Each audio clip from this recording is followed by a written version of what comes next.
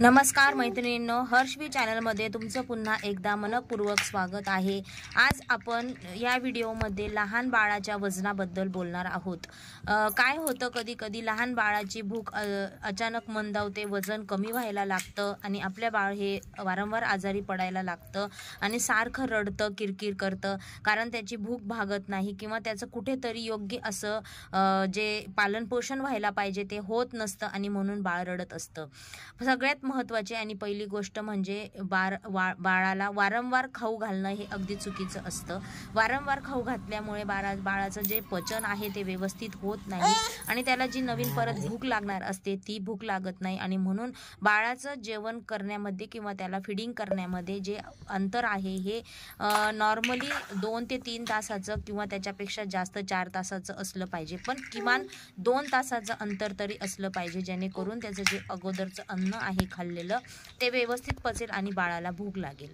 बाळाला वारंवार तेच अन्न जर आपण खायला दिलं, जसं नाचणी सत्व आहे, सॅरेलॅक आहे किंवा डाळ तांदळाची पेज आहे, ह्या प्रकारचे अन्न जर आपण सारखे बाळाला खायला दिले, त्याच पेज करून बनवून दिल्या, तर आपण जर मोठे आहोत, आपण जर कंटाळतो त्याच गोष्टींना, ते तर लहान बाळ आहे त्यांनाही कंटाळा येतो, त्यांना खूप चव वगैरे असते, त्यामुळे त्यांना अगदी चेंज करायला पाहिजे। जर आज आपण डाळ तांदळाची पेज दिली तर उद्या आपण त्यांना नाचणी सत्व दिलं तर नाचणी सत्व लगेच दिवसभरात द्यायचं नाही, ते दुसऱ्या दिवशी किंवा तिसऱ्या दिवशी द्यायला पाहिजे।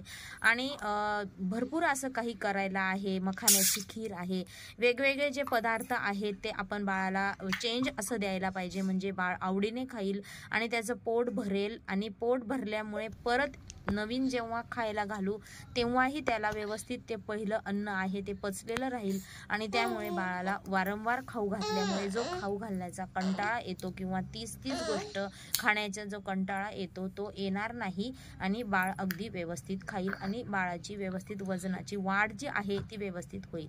अजून एक गोष्ट म्हणजे बाळाला फोर्सफुली कधीच खाऊ घालायचं नाही। समजा आपल्या बाळाला भूक लागलेली नाहीये, रडत आहे आणि तरीही आपण जबरदस्ती तोंड ओपन करून घास त्याच्यात ठुसत आहोत किंवा अगदी जबरदस्ती त्याला खाऊ घालत आहोत, तर ही अगदी चुकीची पद्धत आहे, कारण याच्याने सुद्धा बाळाची भूक मंदावू शकते, बाळ चिडचिड करू शकतं, बाळ खूप रडू शकतं आणि जी अन्नाची त्याची रुची आहे ती अगदी कमी होऊ शकते, जेवणाचा एकदम त्याला कंटाळा येऊ शकतो आणि जेवण ही क्रिया खूप भीतीदायक आहे आणि खूप त्रासदायक आहे असं त्याच्या मनामध्ये कुठेतरी एकदम फिक्स होईल आणि बाळ ते खाण्याला जेवण बघितलं की खूप रडायला लागेल आणि जेवणच करणार नाही।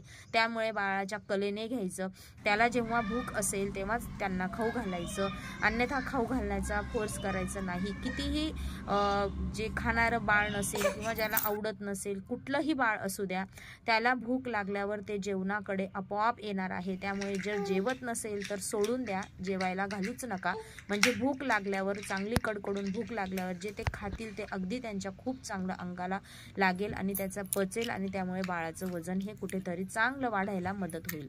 बाळाच्या जेवणाच्या आधी हलकं फुलकं खायला दिलं तर त्यामुळे सुद्धा बाळाची थोडीफार जी भूक आहे ती भागते आणि मग त्यांना असाही खाण्याचा कंटाळा आलेला असतो, कारण त्यांना खूप खेळायचं असतं, इतर गोष्टींमध्ये रस असतो जेवणापेक्षा आणि त्यांना वाटतं खाण्यासाठी बसावं लागेल आणि मग कशाला बसायचं, थोडं खाल्लेलं आहे, त्यांना पूर्ण अशी भूक लागलेली नसेल तर ते खाणार नाही। त्यामुळे त्यांना जेवणा अगोदर कुठलेही स्नॅक्स ऑफर करू नका, बिस्किट किंवा कुठलंही फ्रूट वगैरे जेवणा अगोदर देऊ नका। द्यायचंच असेल तर जेवण झाल्यानंतर 1-1.5-2 तासाने कुठलंही फ्रूट देऊ शकतात आणि शक्यतोवर त्यांना हे स्नॅक्स वगैरे जे आहेत ते अगदी अवॉइड करा, देऊच नका, म्हणजे थोडा होईपर्यंत जर स्नॅक्स पासून बाजूला ठेवलं तर चांगलंच होईल, कारण त्याच्यामुळे सुद्धा भूक मंदावते आणि त्यामुळे बाळ जेवत नाही आणि मेन मीलकडे वळत नाही। मेन मील देताना बाळाला किमान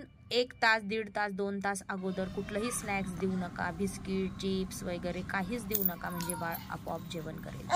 त्यानंतर अजून एक महत्त्वाची गोष्ट म्हणजे जेवणाआधी पाणी प्यायला द्यायचं नाही, कारण पाण्याने बाळाचं पोट असतं छोटं, पाण्याने पोट भरतं आणि पाणी पिल्यानंतर बाळ जेवायला बघत नाही, कारण त्यांचं पोट हे त्यांना भरलेल्यासारखं वाटतं, म्हणून किमान जेवायच्या अर्धा तास अगोदर तरी बाळाला पाणी देऊ नका, म्हणजे पाणी जेवणानंतर अर्धा तास आणि अगोदर अर्धा तास अवॉइड करा, म्हणजे बाळाचं पोट भरल्यासारखं वाटणार नाही आणि बाळ आपोआप जेवण करेल. सगळ्यात अजून एक महत्त्वाची गोष्ट म्हणजे पांढरी साखर, जी आपण पांढरी साखर गोडपणा येण्यासाठी बाळाच्या जेवणात ॲड करतो, ती अवॉइड करा, कारण त्याच्यामुळे बाळाची भूक मंदावते. खूप गोड साखर त्याच्या जेवणात गेल्यामुळे बाळाची भूक ही खूप कमी असते आणि त्याचा खूप परिणाम होतो बाळाच्या साखरेमुळं त्यांच्या शरीरावर आणि त्यांच्या भुकेवर सुद्धा. त्यामुळे बाळाला तुम्ही साखर देताना विचार करा. गोडपणा येण्यासाठी त्यांना तुम्ही खजूरचं सिरप किंवा गूळ वगैरे ॲड करू शकता, पण गोडपणा येण्यासाठी साखर वापरू नका. त्यामुळे बाळाची भूक ही मंदावू शकते आणि बाळाचं वजन कमी होऊ शकतं. अजून एक गोष्ट म्हणजे दूध. बाळाला त्याच्या वयानुसार दूध द्या. म्हणजे बाळ आपलं जर 6 महिन्याचं नंतर आपण स्टार्ट केलेलं आहे, तर त्याला दिवसभर तर दूध द्यायचंच नाही आहे, कारण त्यामुळे जेवणाची भूक जी आहे ती मंदावते, पोट भरल्यासारखं वाटतं.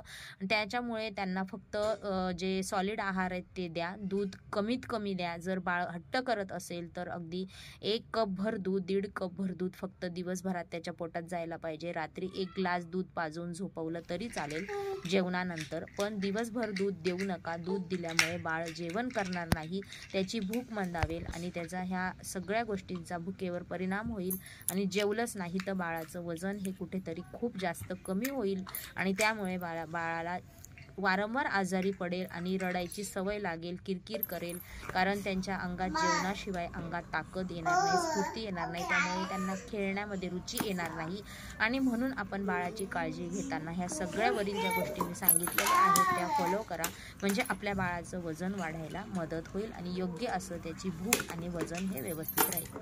असेच नवनवीन व्हिडिओ घेऊन मी तुमच्या भेटीला येत राहीन. तोपर्यंत बाय.